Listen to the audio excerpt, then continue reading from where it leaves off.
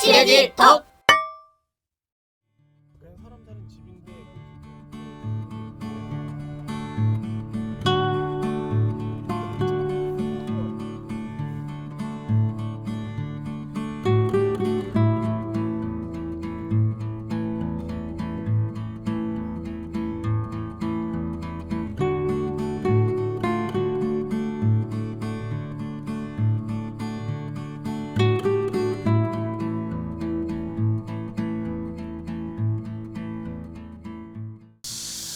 네, 안녕하십니까.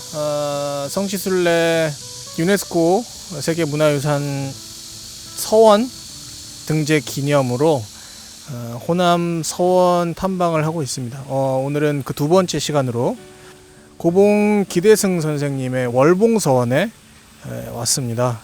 월봉서원에 대해서 간단하게 설명을 좀 듣고 시작하도록 하겠습니다. 월봉서원은 행주기시죠. 오늘 이제 행주기시에 대해서 좀 알아보려고 그러는데, 고봉 기대승 선생은 여러분들이 이태계 선생과의 8년간의 학문적인 논쟁, 사단칠정론에 대한 논쟁으로 우리나라 성리학의 그 단계를 한 단계 이렇게 올렸다고 평가를 받는 행주기시 가문에 대한 얘기를 좀 나누려고 합니다.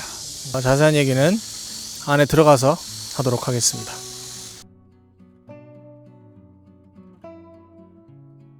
여기는 충신당이라는 곳입니다. 기대승 선생님께서 행주기시라고 하셨는데, 행주하면 저는 행주산성밖에 안 떠올라요. 맞아요. 행주산성이 있는 지역을 옛날에는 고양시 일원을 행주라고 그랬는데, 지금 정확하게 얘기하면 고양시 덕양구 행주동. 지금도 행주동이라는 동네가 행주동이라는 이름이 있대. 행주기시인데, 그러니까 행주산성 일원의 아주 명문가인데, 행주기시가 우리나라에서 가장 오래된 성씨로 알려져 있어서, 기시하고 한씨는 그 기자의 손이다라는 설이 있을 정도로 아주 역사가 깊은 집안이고, 매미소리 아름답다. 고려 때 기황후라는 분이 계시잖아. 그때는 이제 원나라 지배하에 있었을 때 원나라 마지막 황제의 황후, 그러니까 외국에 나가서 정식 황후가 되신 분이 바로 기황후가 이제 대표적인 인물이고, 그 오라버니 되시는 기철이라는 분도 이제 계시고, 이제 조선왕조로 내려와서 이제 세종 때 청백리로 알려져 있는 기건 문민공이라고 하는 시호를 받고 있는데, 경건하다 할 때 이제 건자를 쓰는 기건이라는 청백리가 계시고, 이제 그 아래로 가장 정신적인 지주라고 하실 수 있는 고봉 기대승 선생 전에 기준 참 그 휘자 가지고 장난해서 죄송한데 기준이 되는 그야말로 기준이라는 분이 계시는데, 기준이라는 분은 이제 큰형님이 기향이고, 그 다음에 기원, 기진, 이제 기준 이러는데, 김효사와 신진사리우인 조광조가 이제 급진적인 개혁을 이렇게 단행하는 과정에 수구 세력들의 그 저항을 받게 돼서 이제 신진사림들이 피해를 보게 되는데, 김정, 김식, 김구, 또 조광조, 기준, 아주 가장 대표적인 기묘 사회의 피를 보신 분에서 명현으로 이제 결국은 유배지에서 세상을 뜨게 되죠. 그러한 비극을 이렇게 보면서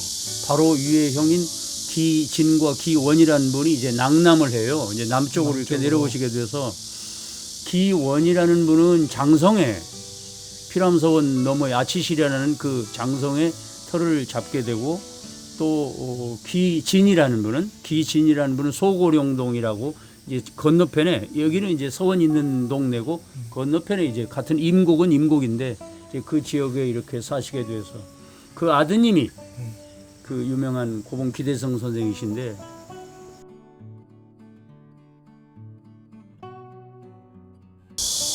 이제 고봉 기대승 선생은 방금 전에 기묘 명현인 기준의 이제 조카가 되시지, 그 기진의 아드님이시니까.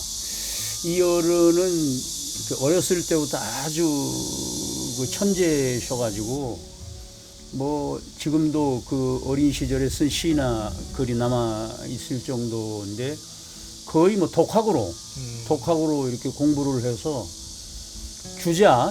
주희에 관한 그 연구를 아주 깊이 하셔가지고 주자 전설을 이렇게 명심보감처럼 이렇게 뽑아가지고 주자문록이라고 하는 그 책을 이렇게 발간할 정도로 주자 연구에 이제 성리학이지, 이게 주자학이니까 결국은 성리학의 대가셔서 이제 다음에 공부를 열심히 해가지고 이제 과거에 급제를 해서 을과의 장원, 그러니까 이제 문과에 이제 갑과 을과가 있는데 을과에 이제 수석으로 이렇게 합격을 하시면서 이제 중앙정계 진출을 해서 많은 분들과 교류를 하는 과정에 특히 이특여 선생을 만난 게 이분의 운명을 결정짓게 되는 건데, 이제 일화가 있는데 이특여 선생이 벼슬을 내리면 이제 계속 물러나시지 않았어? 고향을 물러나시니까 선조 임금이 그럼 이제 가시는 건 좋은데 그럼 좋은 사람 하나 추천하고 가십시오. 이렇게 추천을 이렇게 부탁을 하니까 그때 고봉 선생을 얘기하셨다는 거야. 나이 차이는 26세나 돼요. 아드님도 그런 아드님이 없지. 옛날에는 일찍 결혼했으니까.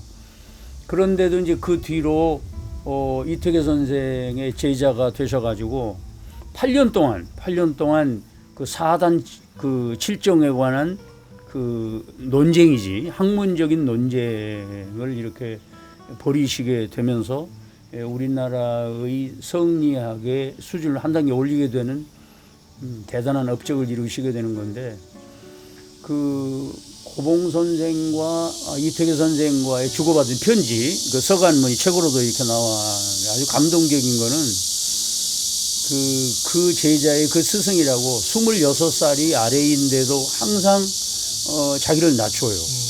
항상 경어를 쓰고, 또 물론 뭐 고봉 선생은 뭐 말할 것도 없고, 이제 그런 걸 보면서 그 명심보감에 물론 논어에 나오는 구절인데, 민의호학 불치하문이라는 말이 있어. 영민하더라도 알고 있는데도 배움을 이렇게 청하고, 모르는 것이 있으면 아랫사람에게라도 묻는 것을 부끄러워하지 않는다, 이런 얘기인데, 그 이특여 선생이 그런 대목이 많이 나와요. 그 대학자인데도 아드님 같은 그 고봉에게 그 의심나는 것이 있으면 물어보는 형식을 취하는 정말 대단한 두 학자의 만남이다. 그래서 물론 사단 칠정을 통해서 유학의 수준을 한 단계 올린 것도 중요하지만은 두 분의 그 모습을 통해서 사제간에 스승과 제자가 어떻게 모시고 어떻게 대해야 되는가를 보면서 제자를 스승처럼 모시는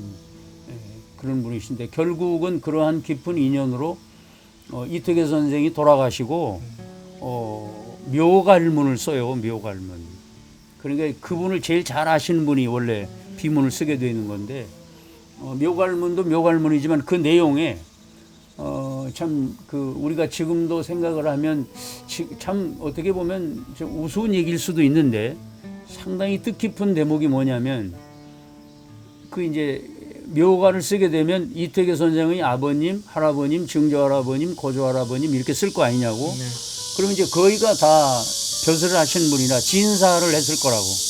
진사하고 난 다음에 이제 문과에 이제 시험을 보게 되는 건데, 거의가 다 진사를 하신 분인데, 진자를 쓸 때 원래 나갈 진자를 써요. 나갈 진자에 선비사자인데, 네. 묘갈문에는 그 진자를 그 진자를 쓰지 않고 나라 진자를 썼어요. 나라 진자. 그건 왜냐? 아버님의 이름이 기진이셔. 그래서 아버님의 그 휘자. 오케이. 그 다르게 썼다고. 아빠. 내가 잡았었는데. 광재야 만지지 마. 사운드는 그대로 있으니까.